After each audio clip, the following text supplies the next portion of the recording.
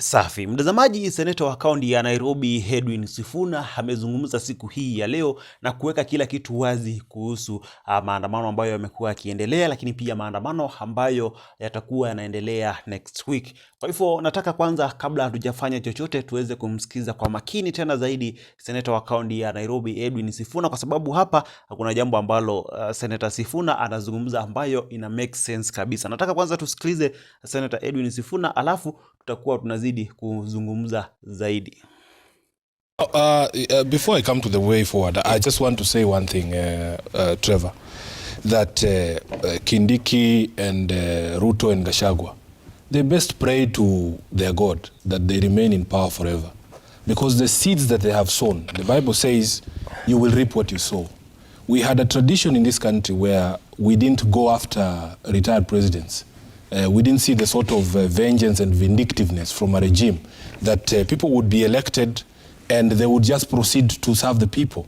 It is very clear that the main agenda of this government was to visit revenge on the people that they perceived maybe treated them badly when they were in power.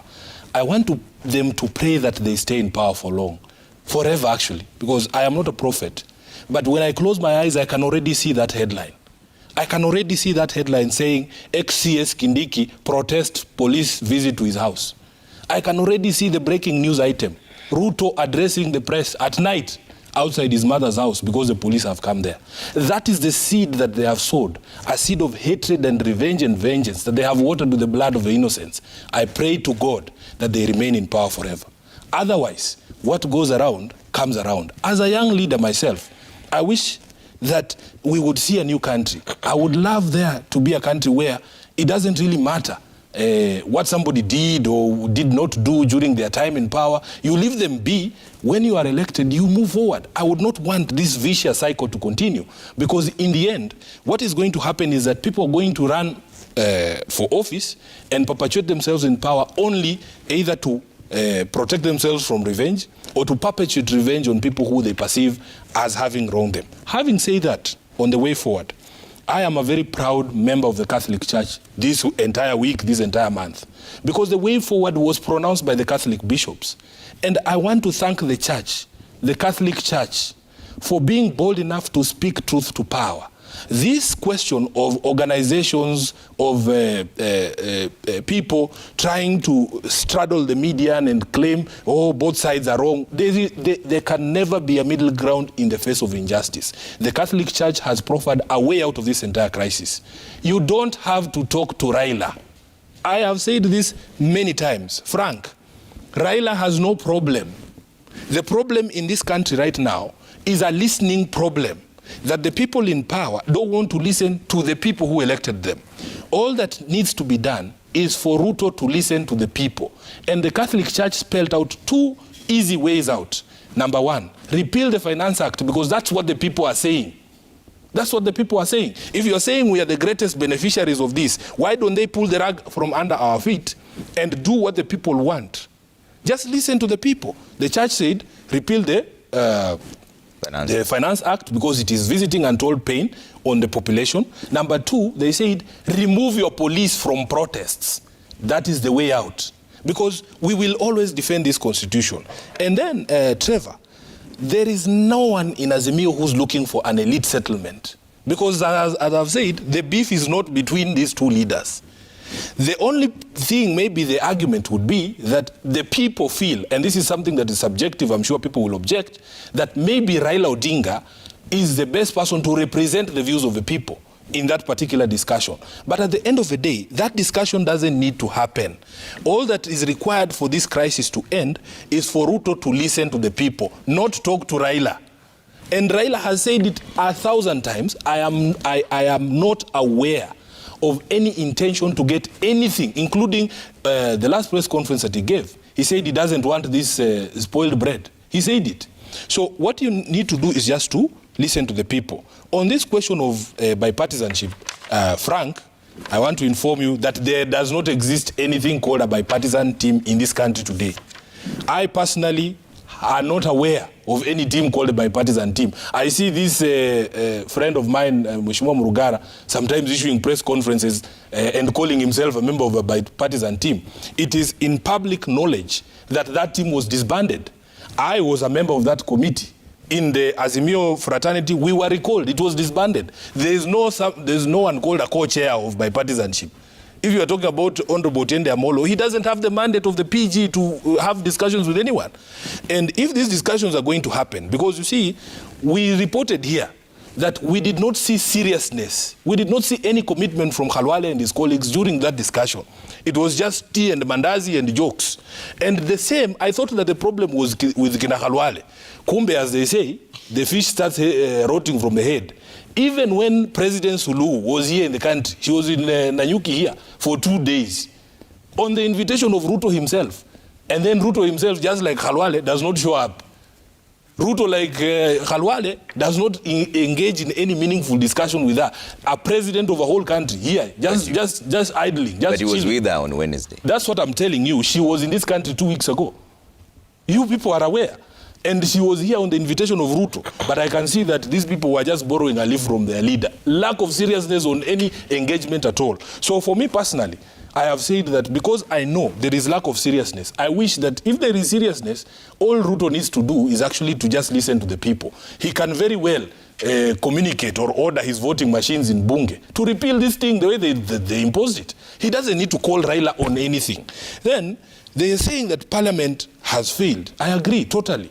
Because of the things that we have been complaining about, of the things that we have been talking here about, Trevor. Because you have a parliament, when we were elected, we had 5 more members of parliament than I think 7 more members of parliament in the National Assembly than them. Then what happens immediately? You first get members of the UDM, the United Democratic Movement, you buy them. Then they come on the other side. They manufactured an artificial majority in the National Assembly. And they don't listen to any dissenting views. When my brother Frank says they have not seen an alternative, where am I supposed to take this alternative, Frank? Because at the end of the day, I come with alternatives to Bunge. These people come with numbers. Every time Khalwale comes when there is a matter to vote, in fact, we have to plead with them to allow us to debate. I'll give you the latest example is when the report on the impeachment of the deputy governor of Siaya came to the floor of the House. We reached there and the speaker calls me and tells me, Sifuna, these people are saying we put this thing straight to the vote.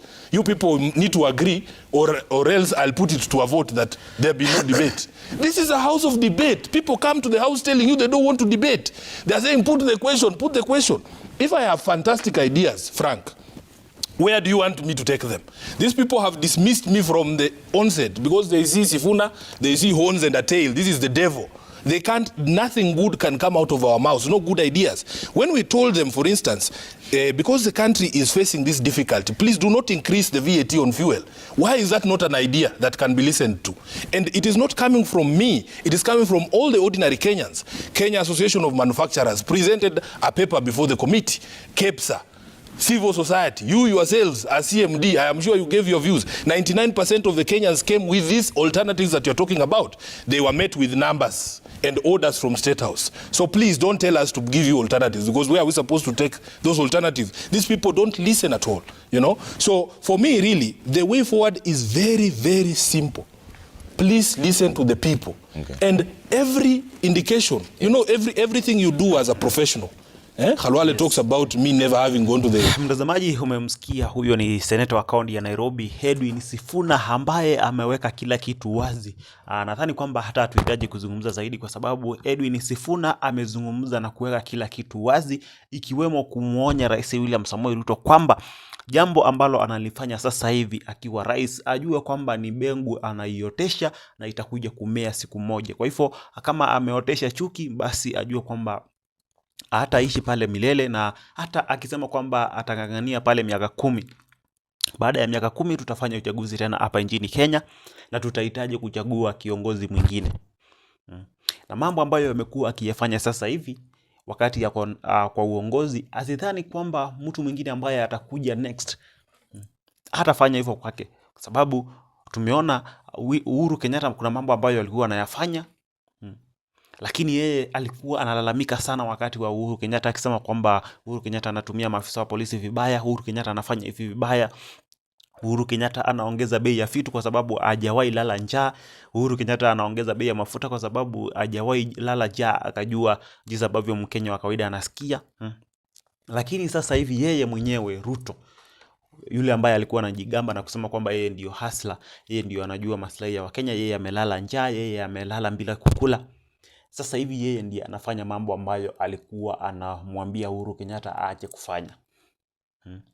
Kwa hivyo Edwin Sifuna anamwambia vizuri sana Rais William Samoei Ruto kwamba usidhani kwamba utakaa pale milele.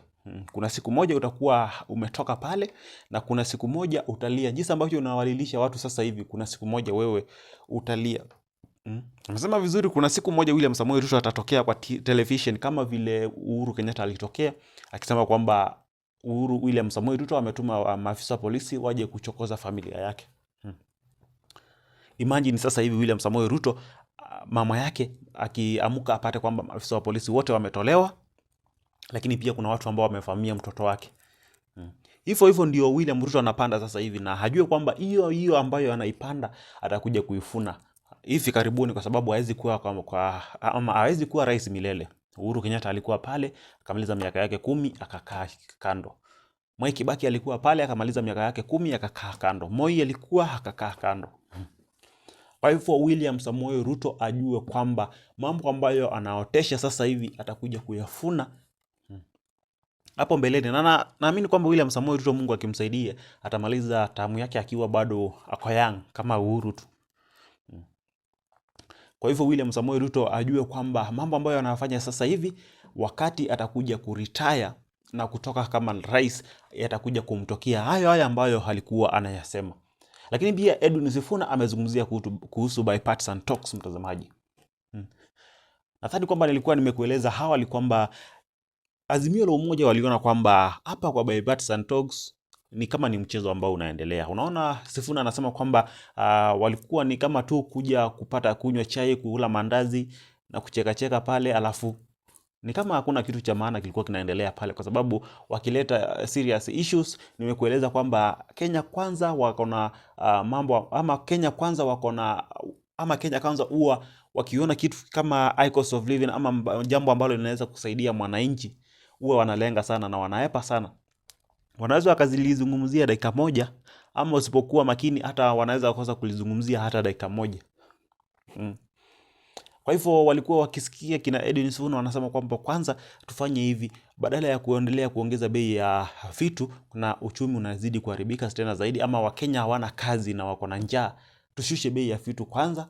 Hata afadhali tusifanye project, lakini bei ya vitu iweze kushuka chini, kwa sababu Mkenya wa kawaida anaumia tena zaidi. Lakini upande wa Kenya Kwanza wakawa na mchezo, anasema leo siji, kesho yuko, kesho Bona Halale hayuko. Unaona mtazamaji, hiyo ndio ilifanya kina Sifuna wakaona kwamba hapa kuna mchezo unaendelea. Na unaona vizuri Sifuna anasema kwamba hii tabia waliiga kutoka kwa Rais William Samoei Ruto.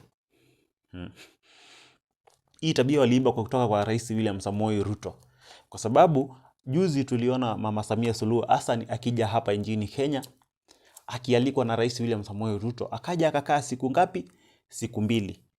Na hizo siku 2 ambazo Mama Samia Suluhu Hassan alikaa hapa nchini Kenya, alikuwa amekuja kuzungumza, kutafuta amani katika rais, ama kutafuta kuashikanisha Rais William Samoei Ruto pamoja na Raila Amolo Odinga. Lakini alipofika hapa nchini Kenya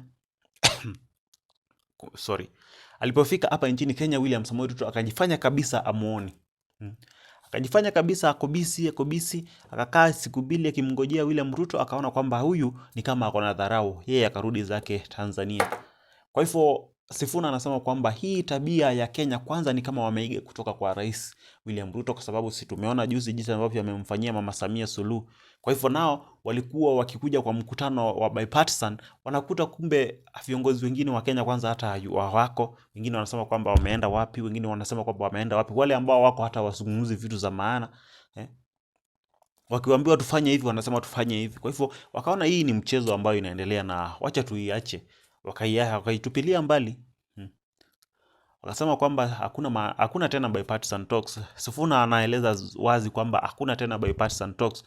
Umeona jana wakijitokeza Kenya Kwanza wasema kwamba ni kama wanataka kuonesha Wakenya bado bipartisan talks zinaendelea. Lakini Sifuna anasema kwamba hiyo mambo iliisha kitambo na sasa hivi wanaendelea na mambo mengine ambayo ni ya kufanya maandamano, kwa sababu wameona kwanza maandamano tu ndio njia ambayo Rais William Samoei Ruto anaweza akasikia. Sifuna amezungumza na kusema kwamba next week ama kesho Friday ama kesho Friday watafanya mkutano na viongozi wa Azimio la Umoja, watakuwa wanazungumza waone jinsi ambavyo watafanya next maandamano ambayo yatakuwa next week, jinsi ambavyo watayafanya, lakini pia waone njia nyingine ambayo wanaweza wakatumia kuweza kudeal na William Ruto, kwa sababu William Ruto apendi mtu ambaye anamzungumzia tu kwa upole akimwambia kwamba tufanyie hivi na hivi na hivi. Ukifanya hivyo William Ruto atakuwa anakuassume na mtabaki ifo milele. Lakini ukitumia njia ya nguvu kama kufanya maandamano, kama kufunga barabara, kuweza kufunga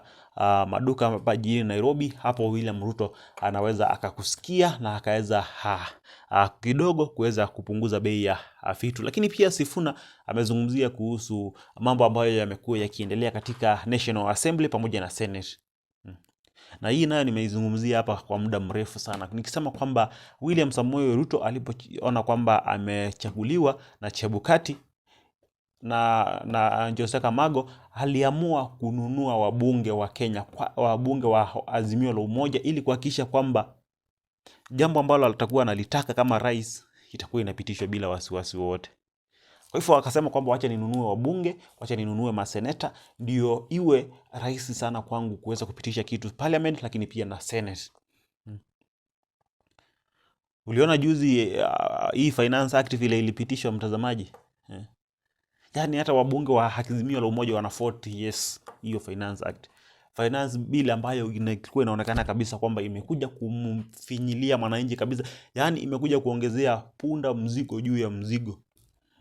Lakini wakaipitisha kwa sababu ndio wengi. Hata Sifuna anasema kwamba sasa hivi haina haja kuweza kuraise mambo pale Senate, kwa sababu unazungumza jambo zuri kabisa, lakini kwa sababu wako na numbers, kwa sababu wamenunuliwa, kwa sababu Kenya Kwanza wamenunua maseneta na wabunge, wanapinga. Wakipinga utafanya nini? Unaachana nao tu, kwa sababu hata ukileta jambo la busara kabisa kusema kwamba hapa kama nchi hatuendi vizuri, tufanye hivi na hivi na hivi na hivi, lakini kwa sababu wao ni kama waliambiwa chochote kitakachotoka kutoka kwa Azimio la Umoja mpinge, msiwahi kubali chochote kutoka kwa Kenya Kwanza. Hiyo ndo wamekuwa wakifanya. Basi wamekuwa wakipinga karibu kila kitu ambacho kimetoka kwa serikali ya Kenya Kwanza, ama ambao wametoka kwa Azimio la Umoja. Wamekuwa wakipinga kila kitu kutoka Azimio la Umoja. Yani watu ni kama waliambiwa msiwahi kubali hata siku moja kusikiliza upande wa Azimio la Umoja. Wakisema chochote hata kama ni kizuri, pinga kabisa. Kitu tutaangalia tuone kiburi yake William Ruto itamfikisha wapi. Lakini pia nataka tusikize kwanza hapa tena, tumsikilize tena Edwin Sifuna akizungumzia kuhusu Profesa Kithure Kindiki na jeuri yake ya kusema kwamba eti Azimio la Umoja wamewaongopa na wataki tena kurudi tena ama wamekataa kufanya maandamano jana kwa sababu heti waliwaongopa kwa sababu vile waliwafanyia last time. Nataka kwanza tumsikilize Edwin Sifuna tena, alafu tutakuwa tunazidi kuzungumza zaidi hapo mbele. Of course, Trevor, first let me say good morning to all the viewers. You all know that we took a break yesterday and today and throughout the weekend for us to be able to mourn with the families of the victims of the police brutality, the people that Kindiki is referencing there. Kindiki doesn't strike me as somebody who has even ever, slaughtered a chicken. And when he talks and he says Kujeni, it's not as if he is the one who's going to be there in the streets. I have never seen Kindiki in the streets. So when he says Kujeni, he himself, when they tell us, oh, come yourselves, come with your children and your wives, Kindiki knows when he is talking like that, he is not going to be the one in the streets. I am not going to meet Kindiki. He's hiding behind the police and the instruments of violence of the state. Number two, it is quite shameful for somebody who calls himself a professor of law to celebrate and just stamp at how he has been effective in denying people's rights. Because as we have said here, times without number, the Constitution gives us a right to peaceful demonstrations. Yesterday, Trevor, you guys have just run the report here There were candle vigils across the country. What was the justification, for instance, for the police breaking up the candle lighting ceremony in Mombasa? That is what Kindiki prides himself. Now he sees that he is a man. He has done a good job. He has bludgeoned children and women in their houses, and he feels that he's proud that now that he's a man, he has done a good job.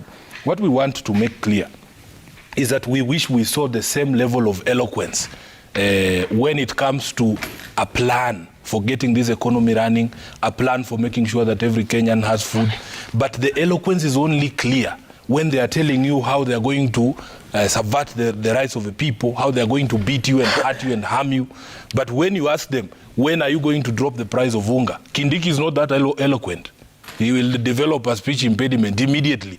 So it is very shameful. And I like the statement that was put out by the Law Society of Kenya, that in fact these professional bodies need to begin censuring members of the Law Society of Kenya who are lawyers, who have somehow forgotten that they took an oath of office. I have taken oaths of office on 3 occasions, Trevor. The first one was when I was admitted as an advocate of the High Court. Before the then Chief Justice in 2008, I swore to uphold, defend that constitution. I took the oath again when I was elected as a member of the Law Society of Kenya Council in 2016.